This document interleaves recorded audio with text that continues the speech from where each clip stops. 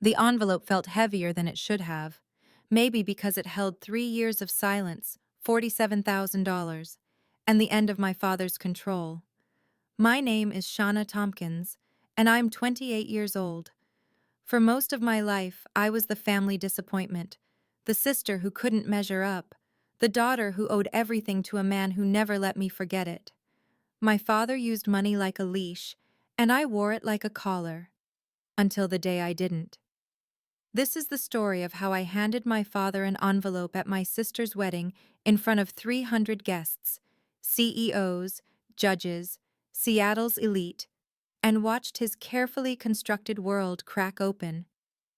What he didn't know was that I'd been building something he couldn't see, something he couldn't control, something that would change everything. If you're watching this, please subscribe and let me know where you are watching from. But to understand what was in that envelope, you need to know how we got here. The Tompkins family looked perfect from the outside. Upper middle class Seattle. A father who'd climbed to CFO before retiring at 60 with a portfolio that made neighbors whisper. A mother who chaired charity galas. 2 daughters, one golden, one not. Robert Tompkins, my father, was 61 and had spent his entire career mastering the art of control. He controlled budgets, controlled boardrooms, and when he came home, he controlled us. Every conversation was a negotiation. Every favor came with terms. Madison, my older sister, was 31 and everything our parents wanted. Harvard Law. A position at Hartley and Associates, one of Seattle's most prestigious corporate law firms. A wardrobe that cost more than most people's cars. She was the daughter they showed off at dinner parties, the one whose accomplishments rolled off Robert's tongue like rehearsed lines. Then there was me. I was the afterthought. The still figuring things out daughter. The one Robert introduced with hesitation, as if my presence required explanation or apology. Diane, my mother, was 59 and had perfected the art of looking away. She ran the household with the same efficiency she brought to her social clubs, but when it came to the inequality between Madison and me, she saw nothing, or chose not to. I remember Thanksgiving 3 years ago. Madison had just made junior partner. Robert stood at the head of the table, wine glass raised, recounting her victories like battle stories. Madison argued before the state Supreme Court last month, he said, voice swelling with pride. The firm is talking about fast-tracking her to senior partner. Everyone applauded. When dinner ended, I helped clear plates. Madison sat with the adults, discussing mergers and litigation strategy. No one asked about my master's program. No one asked about the research paper I'd published. Those achievements didn't fit the narrative they'd written for me. I was the help, the background character, the disappointment who should be grateful she was invited at all. 3 years ago, I made a mistake. I asked my father for help. I'd been accepted into the master's program in computer science at the University of Washington, full academic scholarship for tuition, but I needed help with living expenses and fees. The total, $47,000 over 2 years. Robert agreed to pay, but nothing with Robert came free. This is an investment, he told me the day he transferred the first payment. We were in his study, him behind his mahogany desk, me standing like an employee at a performance review. I expect a return, not financial. I'm not asking you to pay me back, but I expect gratitude. I expect respect. I expect you to remember who made this possible. I should have walked away. I should have taken out loans. But I was 25 and desperate to prove I could succeed, and I told myself it would be temporary, just 2 years. Then I'd be free. I was wrong. The $47,000 became a weapon. Every time I had plans, every time I tried to set a boundary, Robert reminded me. Not always with words, sometimes just a look, a pause, a carefully timed sigh.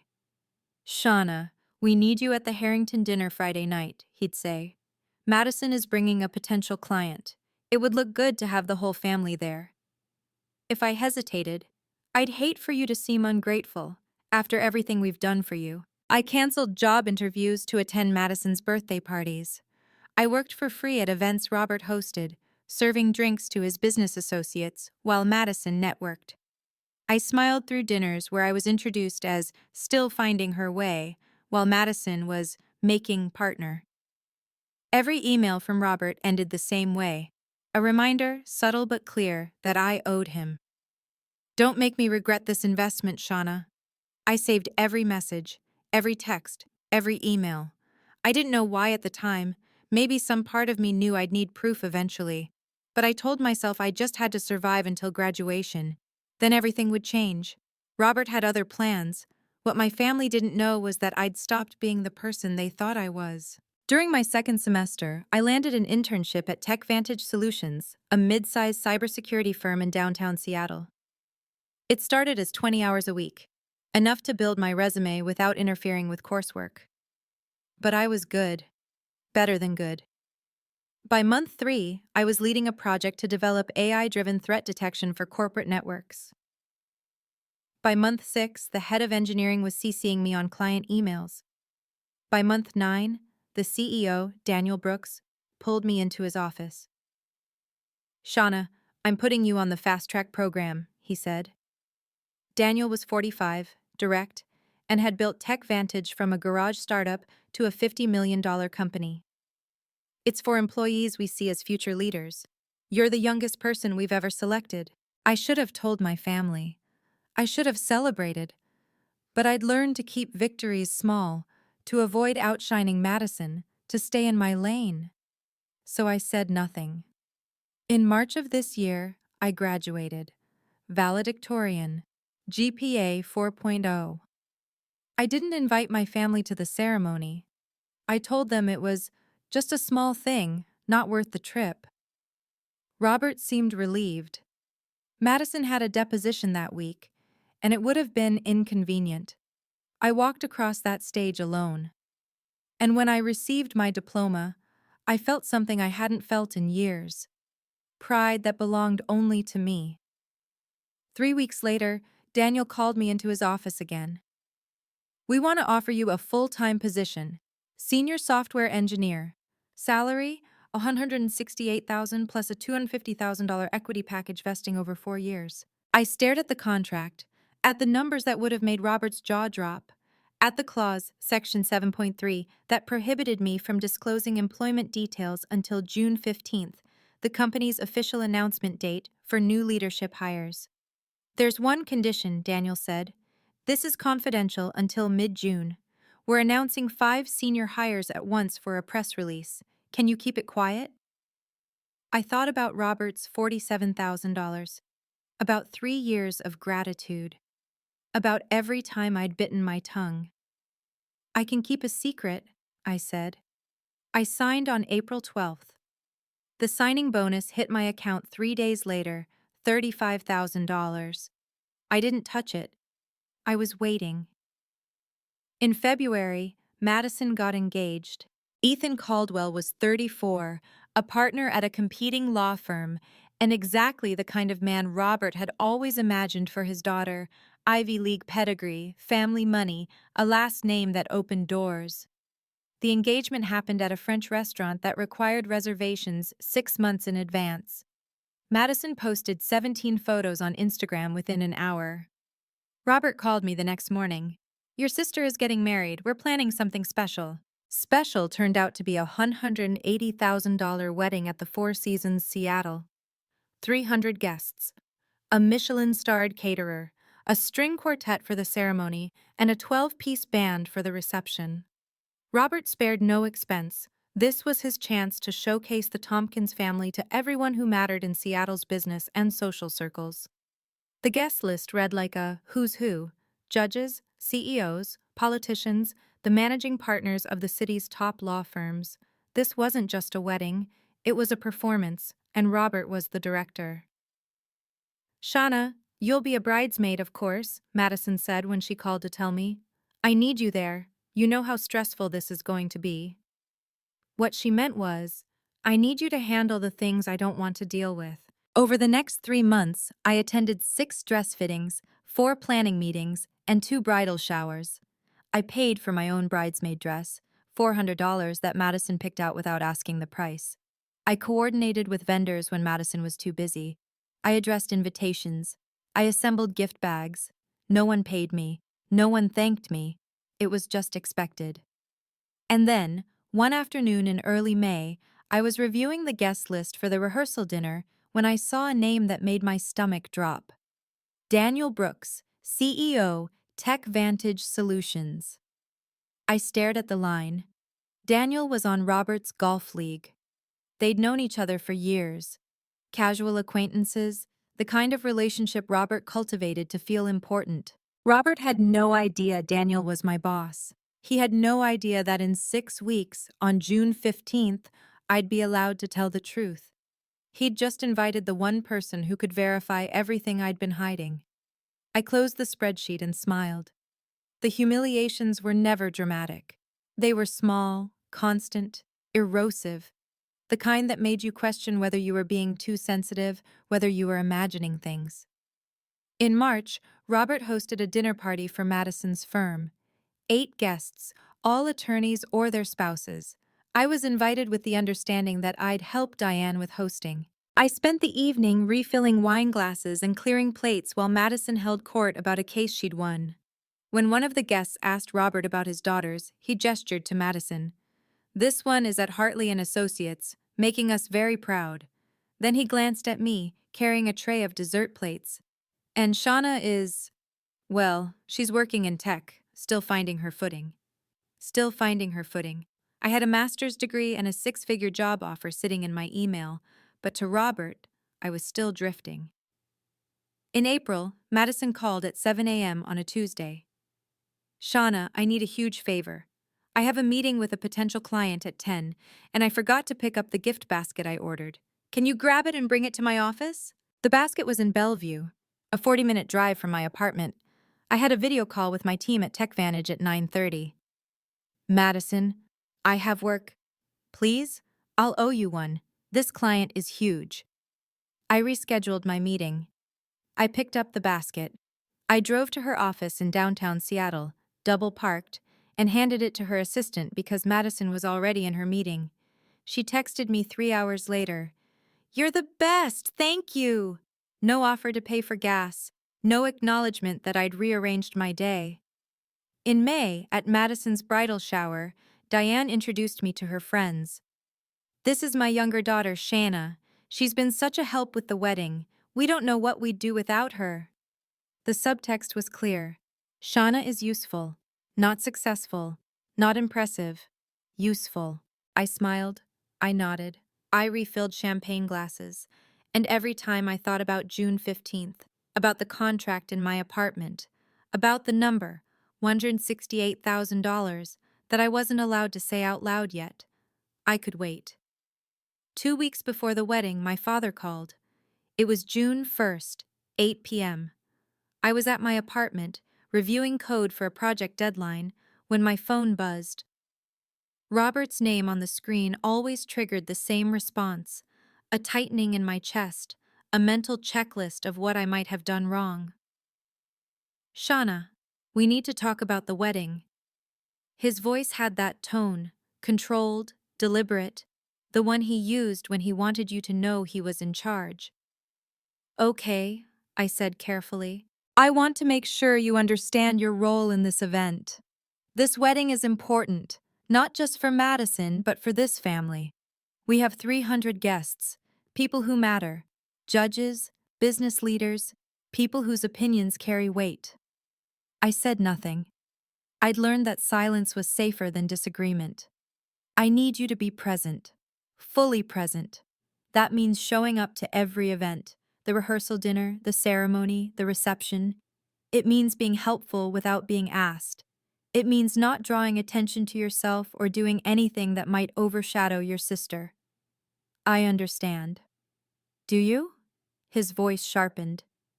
"Because I've noticed you've been distracted lately, distant. I need to know you're committed to this family." My hand tightened around the phone. "I'm committed." "Good.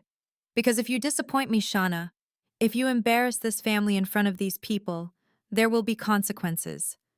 I've invested a lot in you, $47,000 to be exact. I'd hate to have to tell people that investment didn't pay off, that you turned out to be ungrateful." There it was, the threat, dressed up as concern.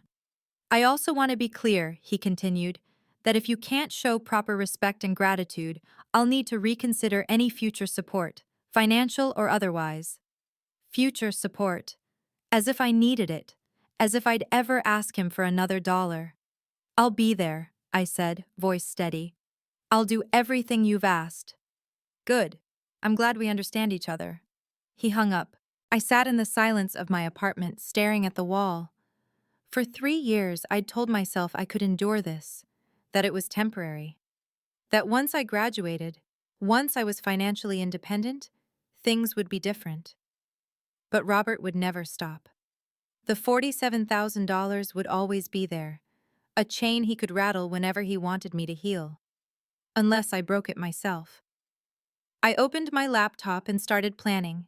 I pulled up the contract I'd signed in April. Section 7.3, the confidentiality clause, was clear. I couldn't disclose my employment details until June 15th, without written approval from the CEO. June 15th, the day of Madison's wedding. I drafted an email to Daniel. It took me 20 minutes to get the tone right, professional, not desperate, clear, not overly detailed. Daniel, I have a personal situation where I may need to verify my employment status with TechVantage. Would you be comfortable confirming this information if asked? I understand this is unusual and appreciate your discretion. I hit send at 9:47 p.m. He replied at 12:53 a.m. Shauna, I've seen your work. Whatever you need, you have my backing. Just let me know. I read the message 3 times. Then I opened my banking app.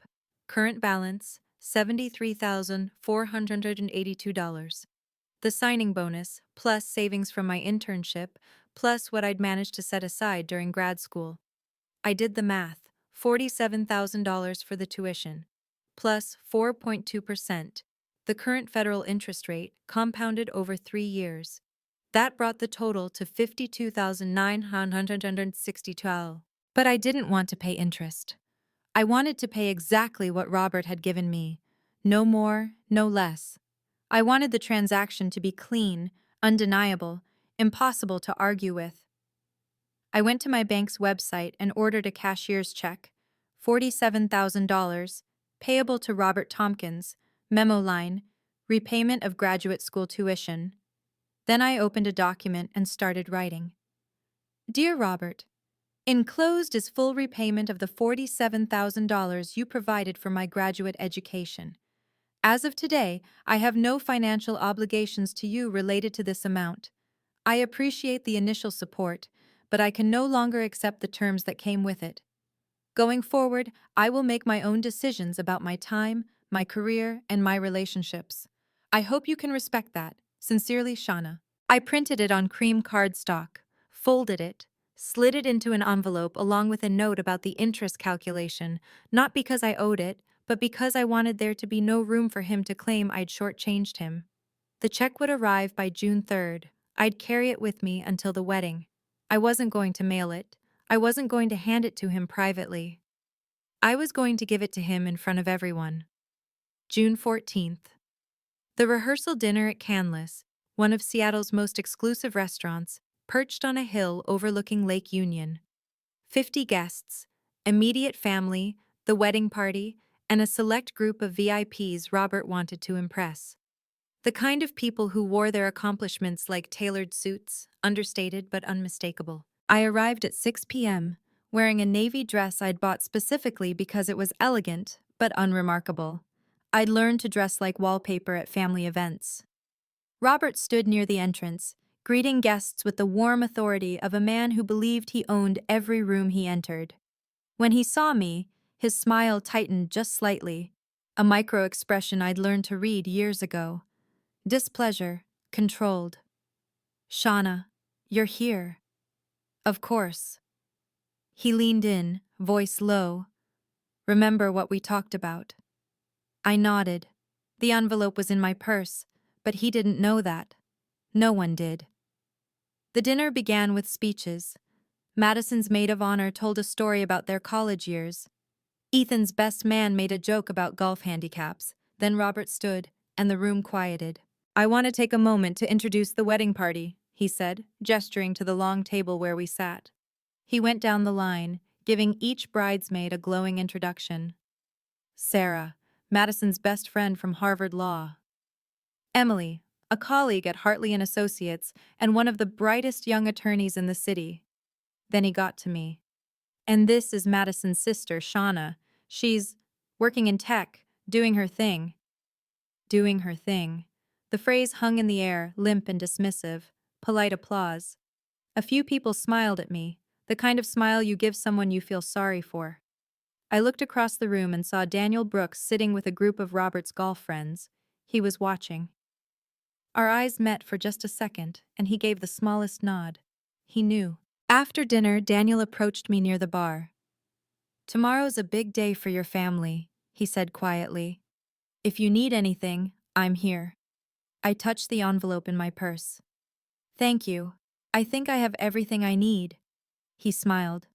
"I believe you do." June 15th. I woke up at 6 a.m. in my room at the Four Seasons.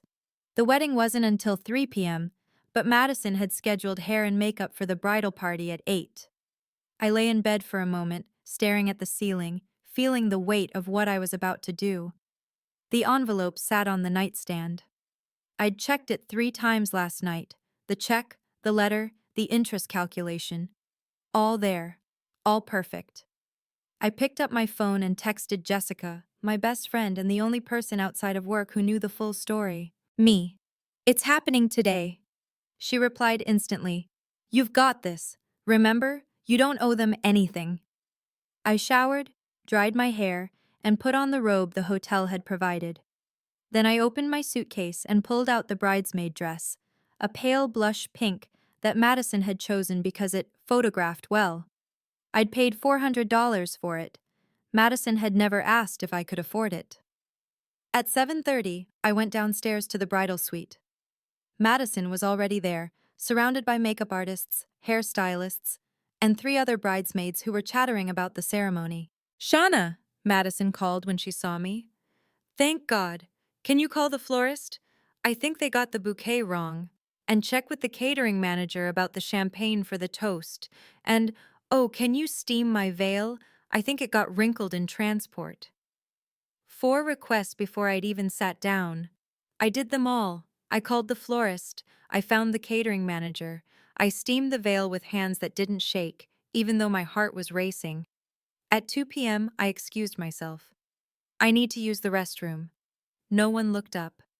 I walked out of the bridal suite, took the elevator down to the lobby, and went looking for my father. Before we continue, I want to ask you something. Have you ever been in a situation where someone used money or favors to control you?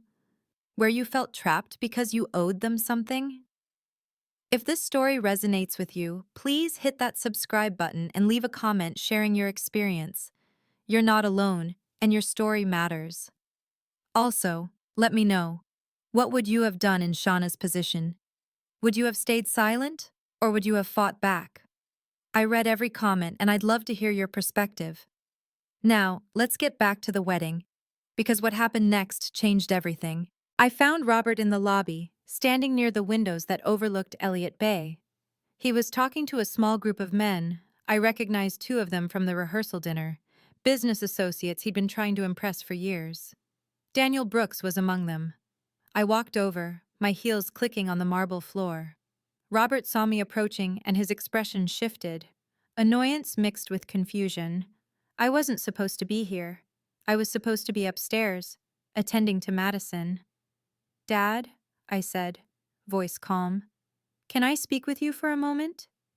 He excused himself from the group, though I could see the irritation in the set of his jaw. We stepped to the side, near a column that offered some privacy but was still visible to the lobby. "Shauna, what are you doing down here? Madison needs—" "I know what Madison needs," I said, "but I need to give you something first." I reached into my purse and pulled out the envelope. It was heavier than it looked, thick cardstock, the kind you use for important documents. Robert stared at it. "What is this?" "Open it." "I don't have time for—" "Open it," I repeated, and this time my voice had an edge I'd never used with him before. He took the envelope. His fingers fumbled with the seal, and I watched his face as he pulled out the contents. First, the check. His eyes went to the number, $47,000, and his brow furrowed. Then he unfolded the letter. I watched him read, watched his face go from confusion to shock, to something I'd never seen before. Fear. Where did you get this kind of money? His voice was low, but it shook. That's not your concern anymore. Shauna, you can't. I can, and I did. That check is cashable today. You're paid back. In full. We're done. Behind him, I saw Daniel Brooks watching. He'd stepped away from the group, just close enough to hear. You don't know what you're doing, Robert said, and now his voice was rising. You think you can just… Mr. Tompkins? Daniel's voice cut through. He stepped forward, hand extended. I don't think we've had a chance to talk today. Big day for your family. Robert turned, flustered. Daniel, yes. Daniel's eyes flicked to me, then back to Robert. I couldn't help but overhear. Is everything all right? Robert forced a smile, but it looked like it hurt. Everything's fine, just family matters. Of course. Daniel glanced at me. Shauna, good to see you. I didn't realize you'd be here. Madison is my sister, I said evenly. Right. Of course. He turned back to Robert, and I could see the calculation in his eyes, the decision to say what he was about to say. Robert, I don't know if Shauna mentioned, but she works for me, at TechVantage. Robert's face went blank. I'm sorry? Shauna is one of our senior engineers, has been with us for 2 years. Brilliant work. She just led a project that's going to generate about $12 million in revenue for us this year. The lobby seemed to tilt. I watched my father process the information, watched him try to reconcile the daughter he thought he knew with the person Daniel was describing. 12 million, Robert repeated, voice hollow. Give or take.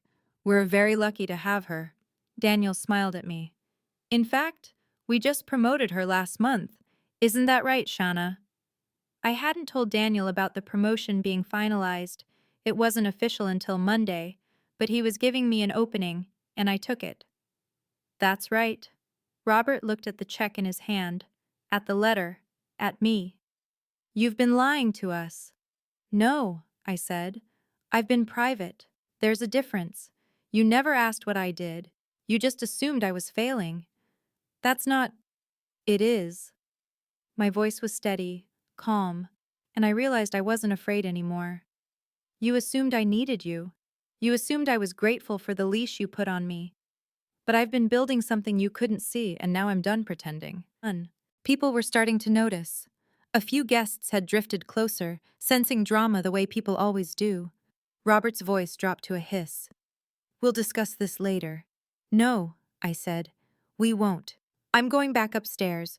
You can cash that check or tear it up. I don't care. But you don't control me anymore. I turned and walked toward the elevator. My hands were shaking, but my steps were steady.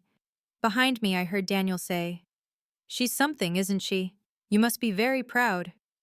I didn't hear Robert's response. I made it to the elevator before my knees started to buckle. The doors closed, and I leaned against the wall, breathing hard. I'd done it. I'd actually done it. My phone buzzed. A text from Daniel. Well played. See you at the ceremony. I smiled despite myself. When I got back to the bridal suite, Madison looked up from her makeup chair. Where have you been? I needed you to…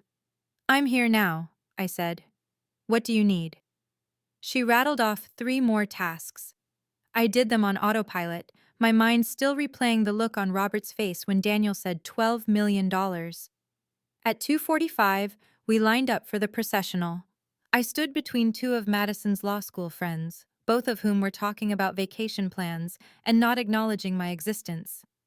I didn't care. For the first time in 3 years, I felt light. The music started. We walked down the aisle in pairs, smiling at the 300 guests who filled the ballroom. I saw judges in the front row, CEOs I recognized from business magazines. Seattle's elite, all dressed in their finest, all here to witness the Tompkins family's shining moment. And somewhere in that crowd, my father was sitting with a $47,000 check in his pocket, trying to figure out what had just happened. The ceremony was beautiful. Madison looked radiant. Ethan looked nervous. They said their vows, exchanged rings, kissed while everyone applauded. I stood on the altar, bouquet in hand, and felt nothing but relief. It was over. The debt was paid. The leash was broken.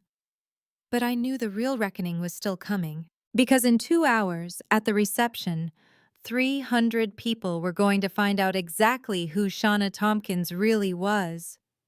The reception began at 5 p.m. in the Grand Ballroom, a space that looked like it had been designed for royalty. Crystal chandeliers, floor-to-ceiling windows overlooking Puget Sound, tables draped in ivory silk. I found my seat at the head table, between two groomsmen I'd never met. Madison and Ethan sat in the center, glowing with newlywed joy. Robert and Diane sat to Madison's left, and I could see the tension in my father's shoulders, the way he kept glancing at me like I was a bomb that might detonate. Dinner was served. Conversations hummed. I ate my salmon and roasted vegetables and smiled when people made toasts. Then, during a lull between courses, Daniel Brooks stood up. He wasn't part of the wedding party, he wasn't family, but he was Daniel Brooks, CEO of a company people respected, and when he asked for the microphone, the DJ handed it over without question. "I hope you'll indulge me for a moment," Daniel said, his voice carrying across the ballroom. "I know this is Madison and Ethan's day, but I want to say a few words about someone else." The room quieted. Madison looked confused. Robert's face had gone pale. "I've had the privilege of working with Shauna Tompkins for the past 2 years," Daniel continued. "And I have to say, she's one of the most talented engineers I've ever encountered." Heads turned toward me.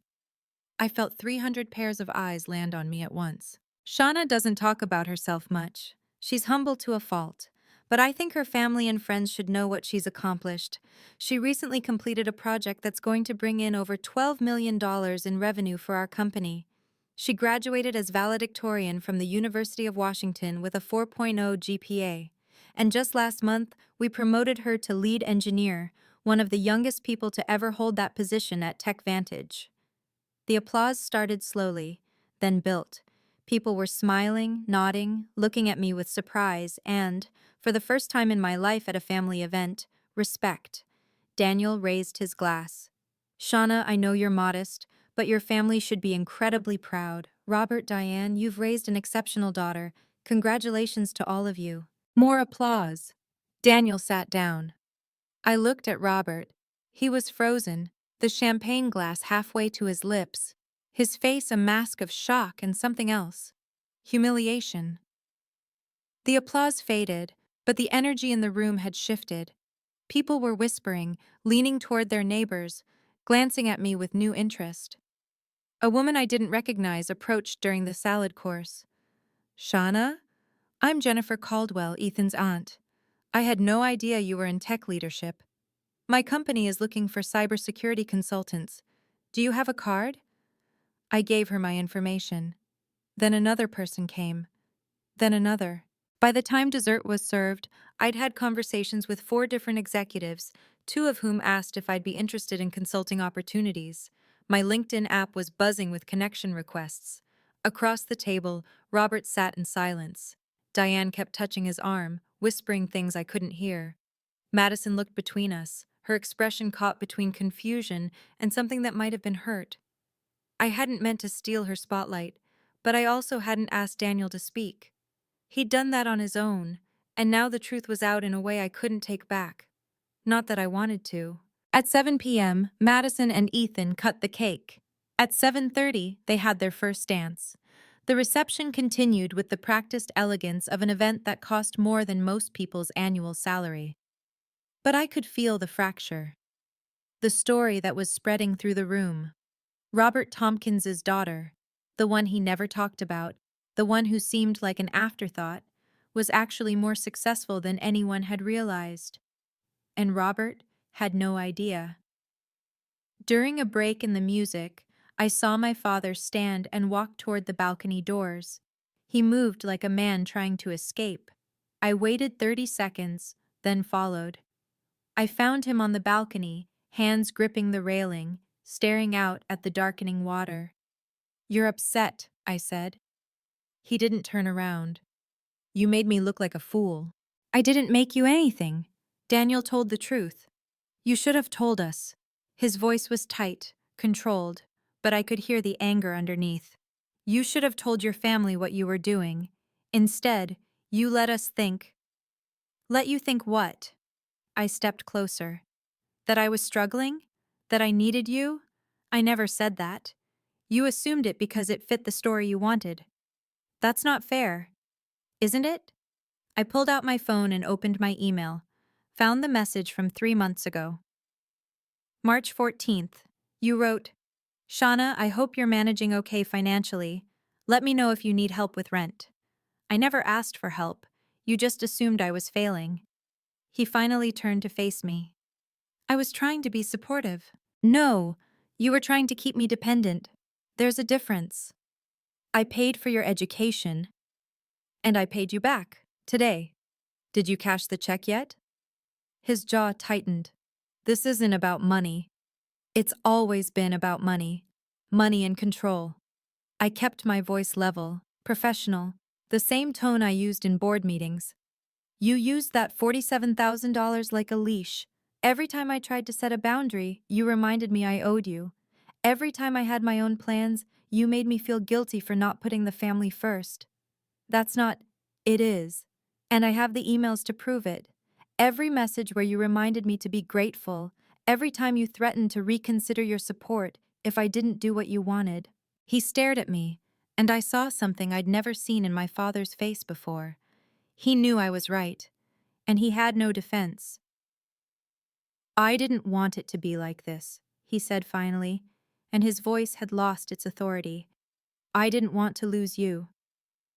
"Then you should have treated me like a daughter instead of an investment." Behind us, the ballroom doors opened. Diane stepped out, her face creased with worry. "Robert? Shauna? People are asking where you are." I looked at my mother, this woman who'd spent 30 years looking away from uncomfortable truths, and felt a wave of exhaustion. "I'm going back inside," I said. "You two should talk." I returned to the ballroom just as Madison stood to give her speech. She looked beautiful in her wedding dress, holding the microphone with the confidence of someone who'd argued before judges. The room quieted instantly. "I want to thank everyone for being here today," she began. "This has been the most incredible day of my life, and I'm so grateful to share it with all of you." She thanked Ethan. She thanked the wedding party. She thanked the vendors. Then she turned to our parents. "Mom, Dad, thank you for everything. For raising me, for supporting me, for teaching me what it means to work hard and succeed. Dad, you've always been my role model. You taught me that success comes from dedication and sacrifice. You gave me every opportunity, and I hope I've made you proud." The crowd applauded.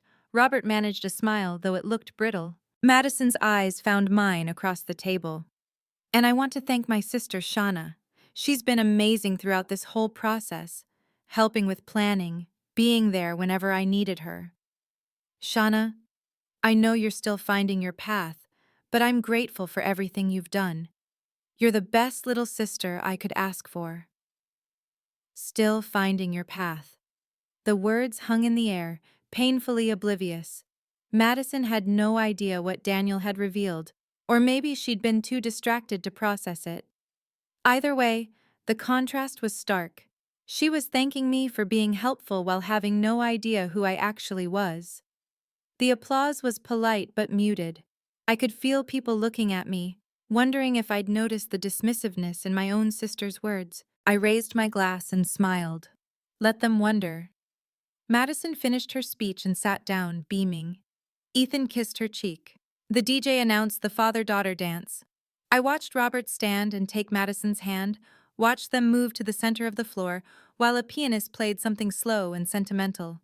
And I thought, this is what he wanted. The perfect daughter, the perfect wedding, the perfect image. But the image was cracking, and by tomorrow, everyone would know it. The father-daughter dance ended. The DJ invited everyone to the floor, and the ballroom filled with couples swaying to jazz standards. I stayed at my seat, watching, processing. Then Daniel appeared beside me. Mind if I sit? It's a free country. He sat, adjusting his tie. I hope I didn't overstep earlier with the speech. You didn't. Good. Because I meant every word. He paused. I've been watching your father all night. He's not handling this well. No, he's not. Do you regret it? I thought about the question, about the envelope, the check, the 3 years of silence I'd carried. No, I regret not doing it sooner. Daniel nodded. For what it's worth, I think you handled it perfectly. You didn't make a scene. You didn't humiliate him publicly. You just told the truth and let him sit with it. The truth is humiliating enough. Only for people who've been lying to themselves. We sat in silence for a moment, watching the dancers. Then Daniel said, I got 3 calls during dinner. People asking about you. 2 were from companies looking to poach you. 1 was from a venture capitalist who wants to fund a startup if you're interested. I looked at him, surprised. Seriously? Seriously. You made an impression tonight, Shauna. Not just because of what I said, but because of how you carried yourself. You didn't gloat. You didn't grandstand. You just existed in your truth, and people respected that. I don't want to leave TechVantage. I'm not worried about that, but I want you to know your options, because after tonight, you're going to have a lot of them. Across the room, I saw Robert standing alone near the bar, watching Madison dance with Ethan. He looked smaller somehow, diminished. I felt a pang of something, not quite sympathy, but not satisfaction either. Just sadness for what could have been if he'd chosen differently. Thank you, I said to Daniel, for everything. You did this yourself. I just held the microphone. Can we just take a moment to appreciate what just happened?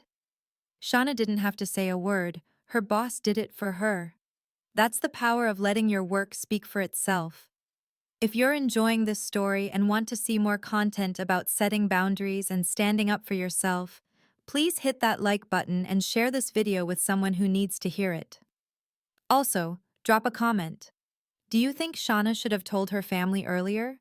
Or was the surprise reveal the right move? I'm curious to hear your thoughts. Now let's see what happened next, because the night was far from over. The rest of the reception unfolded in a blur of conversations I'd never expected to have. A circuit court judge pulled me aside to talk about cybersecurity in the legal system. A CEO from a biotech firm asked if TechVantage did consulting work. A venture capitalist handed me her card and said, "Call me if you ever want to build something of your own." Every conversation felt surreal. These were the people Robert had spent years trying to impress, and they were seeking me out, asking for my expertise, treating me like someone who mattered. Madison found me near the dessert table at 9 p.m. Her makeup was still perfect, but there was tension around her eyes. Shauna, can we talk? We stepped into a quiet corner, away from the crowd. Why didn't you tell me? She asked. About your job, about everything. You never asked. That's not fair, we're sisters. Are we? The question came out harder than I intended. Madison, when's the last time you asked about my life? Not my availability to help you, but my actual life. My work, my goals. Anything. She opened her mouth, closed it. I thought we were close. We're not. We're convenient. I'm convenient. I'm the person you call when you need something, and the person you forget about when you don't. That's not true, isn't it?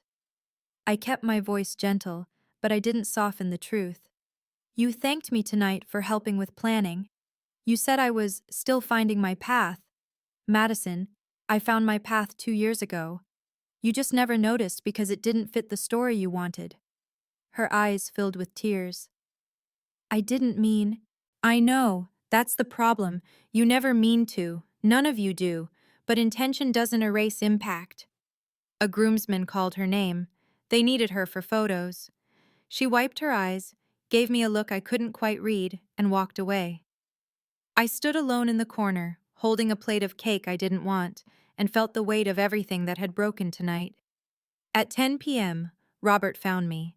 I was standing on the same balcony where we'd talked earlier, needing air, needing space from the crowd. Shauna. I didn't turn around. If you're here to yell at me, save it. I'm tired. I'm not here to yell. He stepped beside me, hands in his pockets. For a long moment, he just stood there. Then, you made me look like a fool in front of everyone who matters to me. I didn't make you anything. You did that yourself. How? His voice cracked slightly. By paying for your education? By trying to keep this family together?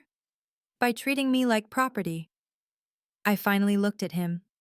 You didn't pay for my education out of love, Dad. You paid for it so you'd have leverage, so you could control me. And when I didn't need you anymore, when I became successful without your permission, you couldn't handle it. That's not, it is, and you know it. I pulled out my phone, opened my email, and handed it to him. Read the messages you sent me over the last 3 years. Every time I tried to set a boundary, you reminded me I owed you. Every time I had plans, you made me feel guilty. You weaponized your generosity, and now you're upset that I disarmed you. He stared at the phone, scrolling through his own words. I watched his face change as he read them, saw him see himself the way I'd seen him all along. I didn't mean it like that, he said finally, voice small. Then how did you mean it? He had no answer. I'm not cutting you out of my life, I said. But I'm done being controlled. If you want a relationship with me, it has to be on equal terms. No more guilt, no more manipulation, no more using money as a leash. I don't know if I can. Then we don't have a relationship. It's that simple. I took my phone back and walked past him, back into the ballroom where 300 people were dancing and laughing and celebrating a love story that had nothing to do with the one unraveling on the balcony. I was gathering my things, preparing to leave early, when my mother found me. Shauna, wait. I turned. Diane looked older than I'd ever seen her, makeup fading, shoulders sagging, the careful composure she always wore now cracked. Mom, I'm tired. Can we do this another time? Please, just give me 5 minutes. We sat in 2 chairs near the coat check, away from the reception noise. I don't understand, she said.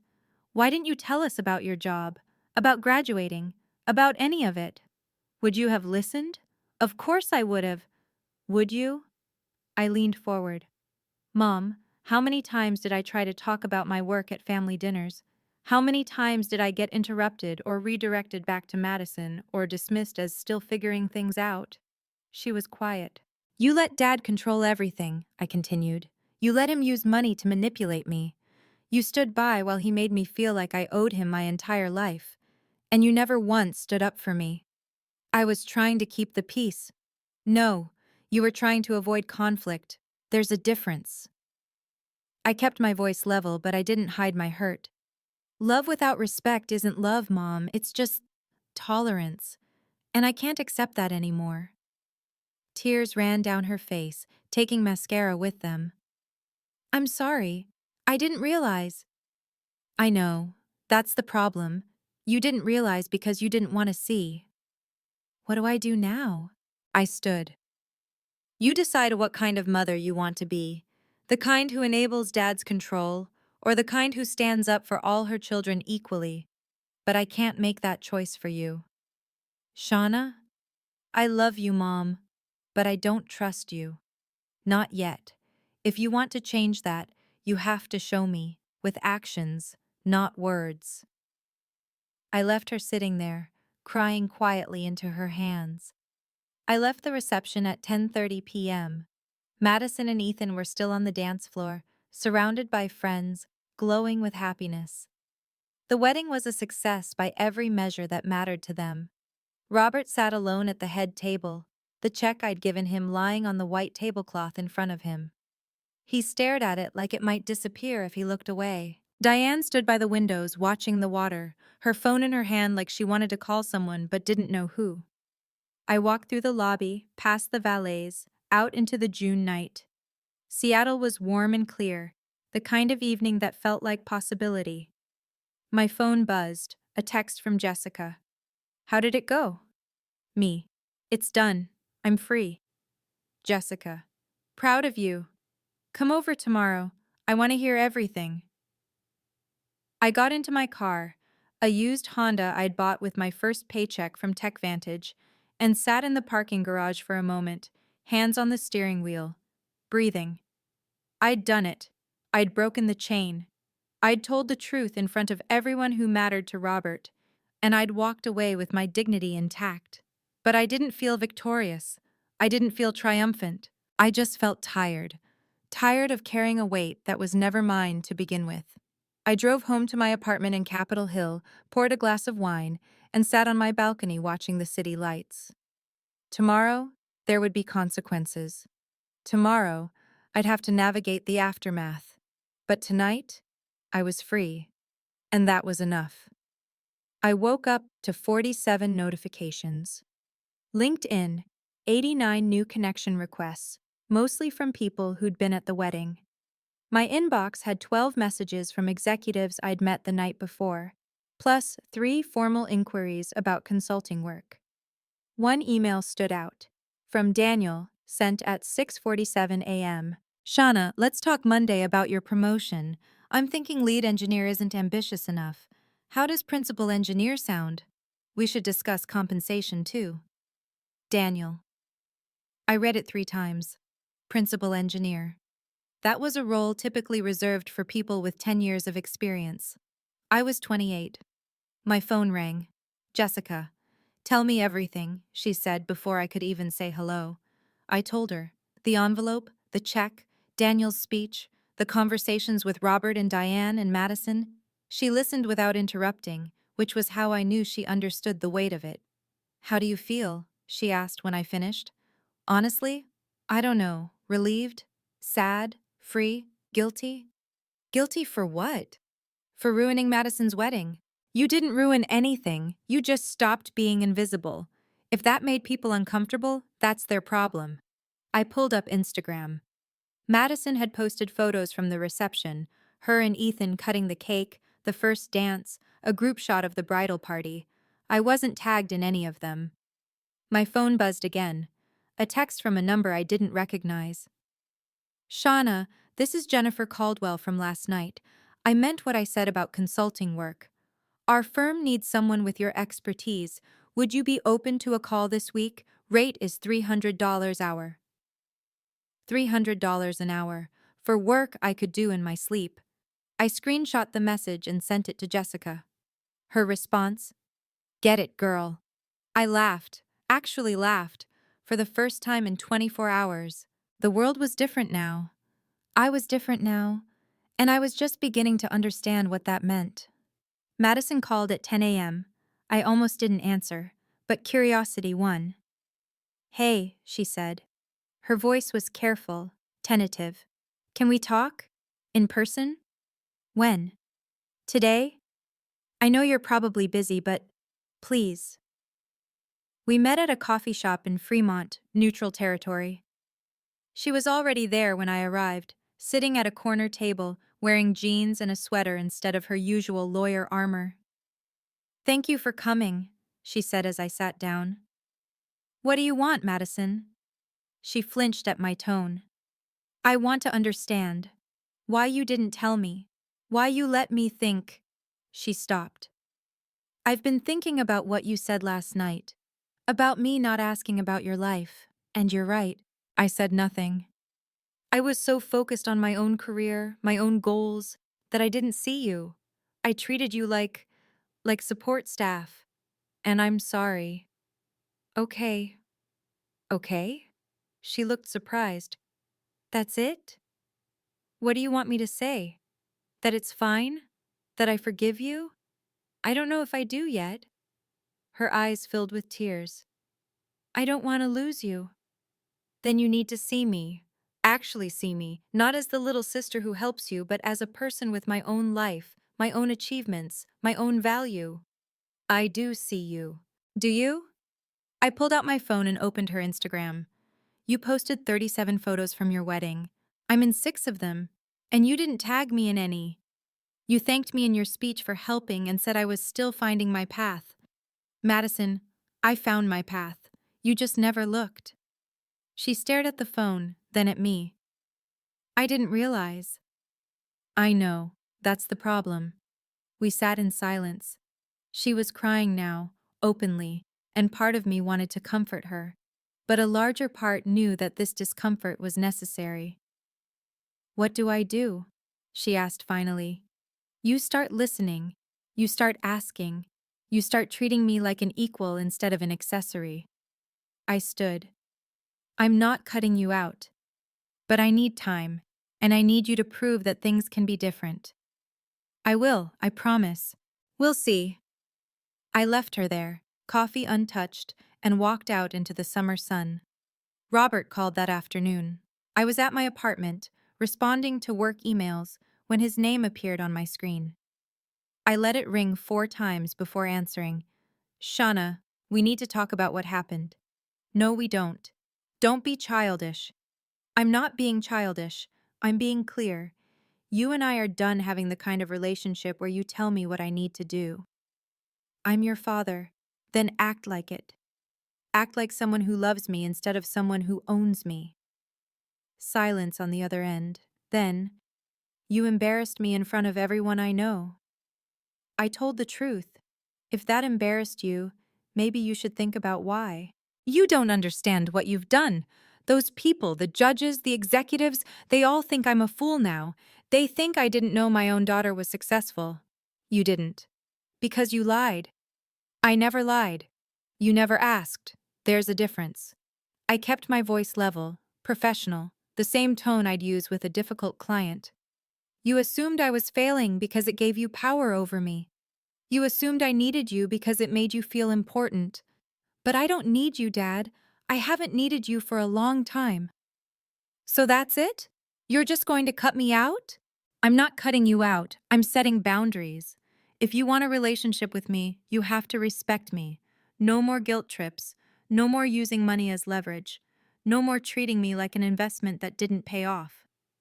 I don't know if I can do that. Then I guess we don't have a relationship. The words hung in the air between us.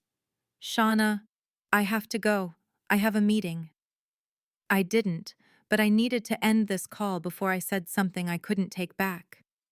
I hung up, blocked his number. Not permanently, just until I was ready. If I was ever ready. Monday morning, I walked into TechVantage's office and everything had changed. People who usually just nodded in the hallway stopped to congratulate me. The receptionist smiled and said, I heard about your promotion. That's amazing. 3 coworkers invited me to lunch. Daniel called me into his office at 10 a.m. Close the door, he said, and my stomach dropped for a second before I saw he was smiling. I've been fielding calls about you all weekend, he said. 4 companies want to poach you. 2 investors want to fund whatever you want to build. And our board asked me this morning why we haven't promoted you faster. I've only been here 2 years. And you've done the work of someone who's been here 10. He slid a folder across his desk. Principal engineer, $210,000 base salary, plus a refreshed equity package worth $400,000 over 4 years. And you'll lead our new AI security division. I opened the folder. The offer letter was already printed, just waiting for my signature. This is effective immediately, Daniel continued. We're announcing it today. I want you to know. This has nothing to do with what happened at the wedding. We were already planning this. The timing just happens to be perfect. Thank you. You earned it. He leaned back in his chair. How are you doing? Really? Honestly? I don't know. I feel like I blew up my entire family in one night. You didn't blow anything up. You just stopped holding it together with duct tape and hope. He paused. For what it's worth, I think you did the right thing. People who love you shouldn't make you feel small. I signed the offer letter. That afternoon, TechVantage sent out a company-wide email announcing my promotion. My inbox flooded with congratulations from colleagues, mentors, and people I'd worked with over the years. One message stood out, from a junior engineer I'd mentored. "You inspired me to ask for a raise. Thank you for showing us what's possible." I sat at my desk, reading that message over and over, and realized something.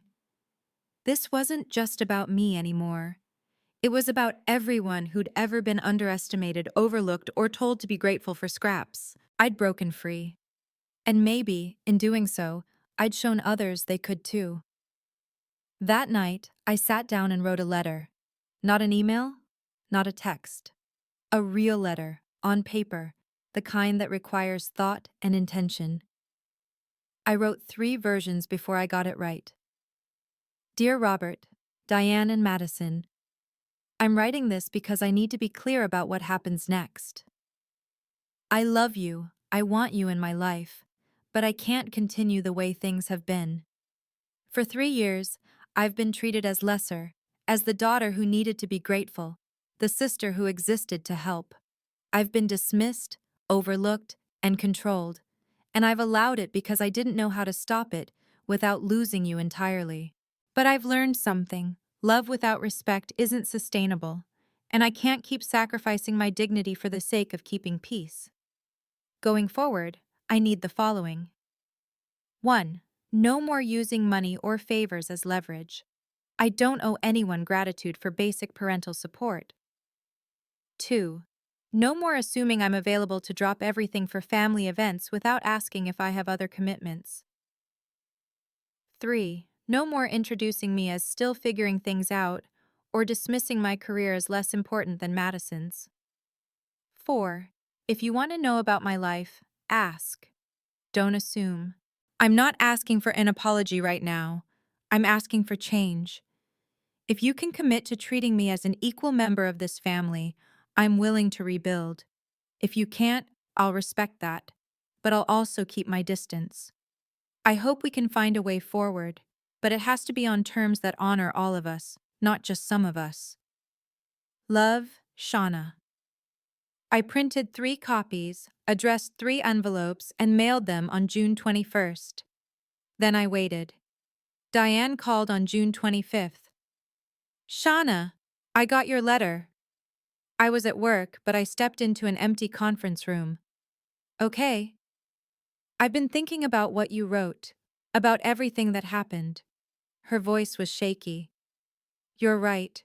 I didn't stand up for you.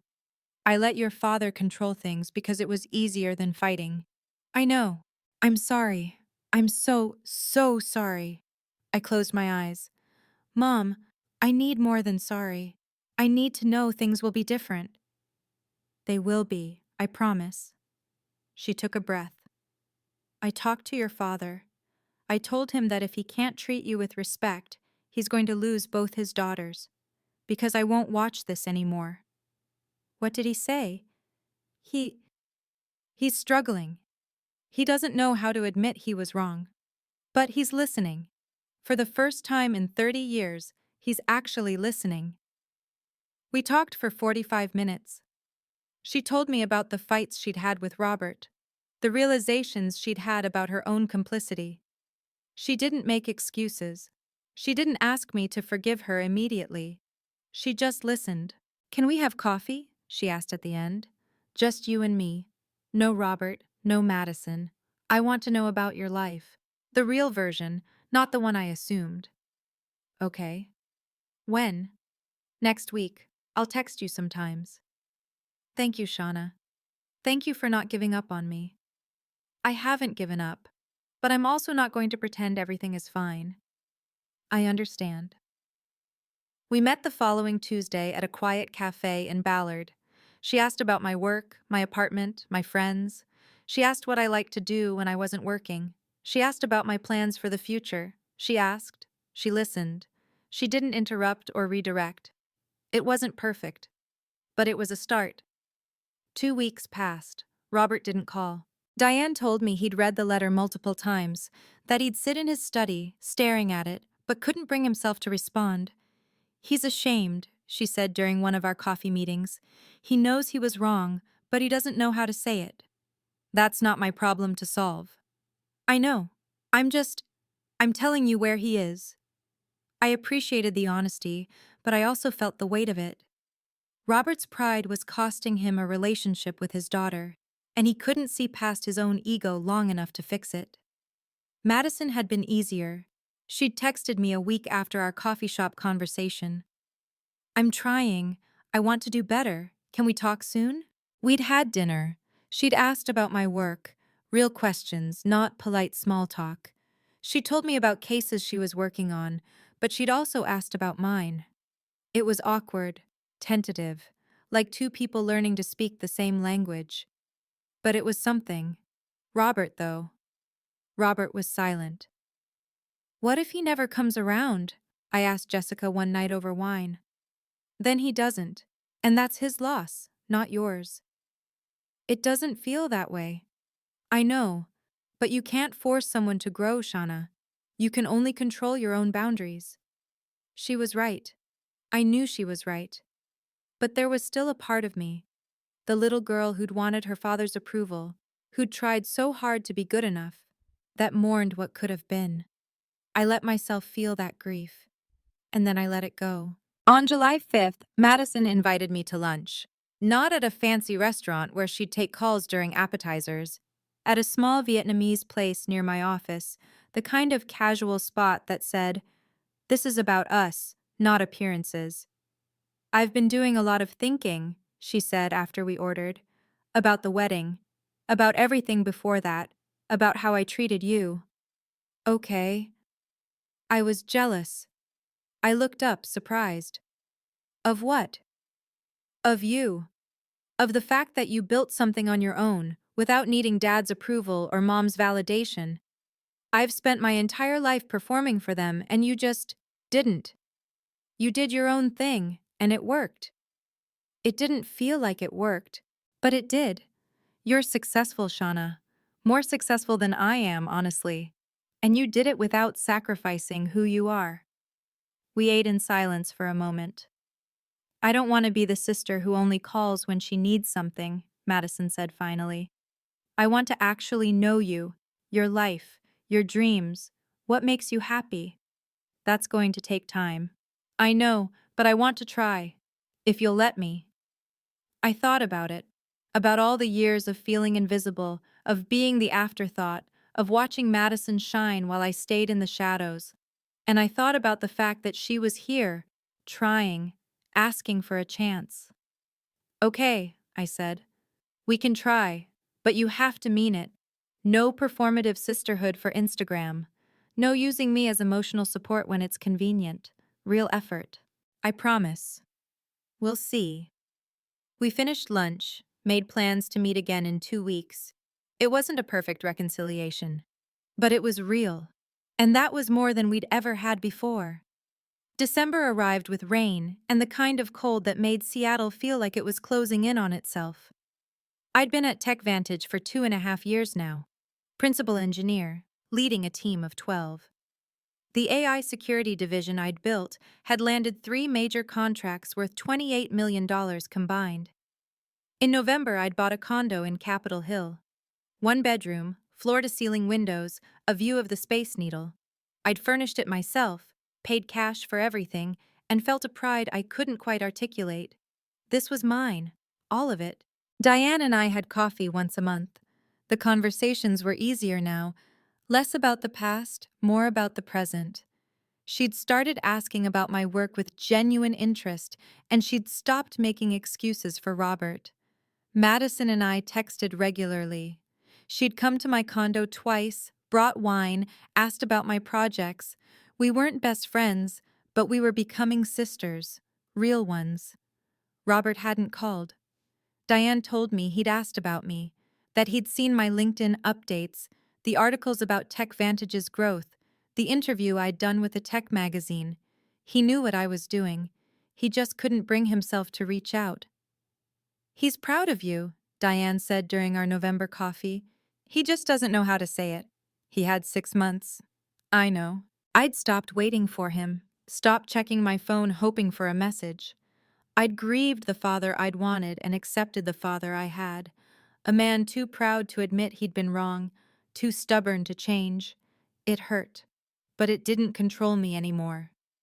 On December 20th, I came home from work to find a letter in my mailbox. Handwritten. My father's handwriting. I stood in my kitchen holding it, heart pounding. I didn't open it right away. I made tea, sat on my couch, stared at the envelope for 10 minutes. Then I opened it. Shauna. I'm not good at this. I've never been good at admitting when I'm wrong. Your mother tells me that's pride, and she's probably right. I've spent the last 6 months thinking about what you said, about how I treated you, about the $47,000 and what it meant. You were right. I used that money as control. I told myself I was being a good father, that I was teaching you responsibility and gratitude. But really, I was afraid of losing relevance. Afraid that if you didn't need me, you wouldn't want me. I was wrong. You built something incredible, and I missed it because I was too busy trying to keep you small. I'm ashamed of that. I'm ashamed that it took you handing me a check in front of 300 people for me to see what I'd been doing. I don't expect you to forgive me. I don't even know if I deserve the chance to try. But I want you to know, I'm proud of you. I should have said that years ago. I should have seen you. I'm sorry. If you're willing, I'd like to talk. No conditions, no expectations, just a conversation. Dad. I read it 3 times. It wasn't perfect. It didn't erase 3 years of control and manipulation, but it was honest. And for Robert, honesty was harder than money. I sat with the letter for 2 days. Then I wrote back. Dad. Thank you for writing. I appreciate the honesty. I'm willing to talk, but I need you to understand. This is a beginning, not an ending. Words are easy. I need to see change. If you're ready for that, we can meet. Coffee, just us. Shauna. I mailed it on December 23rd. He called on December 26th. Coffee sounds good, he said. His voice was different, quieter, uncertain. Next week? Next week. We hung up. I didn't know what would happen. If he'd actually change, or if this was just another performance. But I knew one thing. I wasn't going into this meeting as the daughter who needed his approval. I was going as an equal. And that made all the difference. June 15th, 1 year after Madison's wedding. I stood on a stage at the Seattle Convention Center, looking out at 500 people attending the Pacific Northwest Tech Summit. Thank you for having me today, I said into the microphone. I want to talk about something that doesn't get discussed enough in our industry, navigating family expectations while building your career. I told them my story. Not with names, not with identifying details, but with the truth. About being underestimated, about being controlled through guilt and obligation, about the moment I decided to choose myself. Setting boundaries isn't about punishing people, I said. It's about protecting yourself. And sometimes, the people who love you need to see you stand up for yourself before they can truly respect you. The applause was immediate and sustained. Afterward, a young woman approached me, maybe 25, eyes red. That was my life, she said. Thank you for saying it out loud. I gave her my card. If you ever need to talk, reach out. She wasn't the only one. 7 people stopped me before I left the convention center, all with similar stories, all grateful to hear they weren't alone. That evening, I met Diane and Madison for dinner. Robert had asked to come, but I'd said no. We weren't there yet. Maybe we'd never be. But we were making progress. Slow, careful progress. How was the talk? Madison asked. Good, really good. I'm proud of you, Diane said, and this time, I believed her. I looked at my mother and sister, these women who'd hurt me, who'd overlooked me, who were now trying, and felt something I hadn't felt in years. Hope. Not for perfection, not for a fairy tale ending, but for something real, something honest, something built on respect instead of obligation. I'd handed my father an envelope a year ago, but what I'd really given him, given all of them, was a choice: respect me or lose me. They were still choosing, and I was finally okay with whatever they decided, because I'd already chosen myself. Thank you for watching Shauna's story. If this resonated with you, I want you to know you are not alone. Setting boundaries with family is one of the hardest things you'll ever do, but it's also one of the most important. You deserve to be respected, valued, and heard, no matter who you're dealing with. If you found this story helpful or inspiring, please like this video, subscribe to the channel, and share it with someone who needs to hear it. Also, I'd love to hear from you. What's one boundary you've set or want to set in your own life? Drop it in the comments below. Let's support each other. And if you want more stories like this, about standing up for yourself, overcoming adversity, and finding your power, check out the playlist in the description. There are more journeys waiting for you. Remember, you don't owe anyone your silence. You don't owe anyone your compliance. You owe yourself the truth. Take care, and I'll see you in the next story.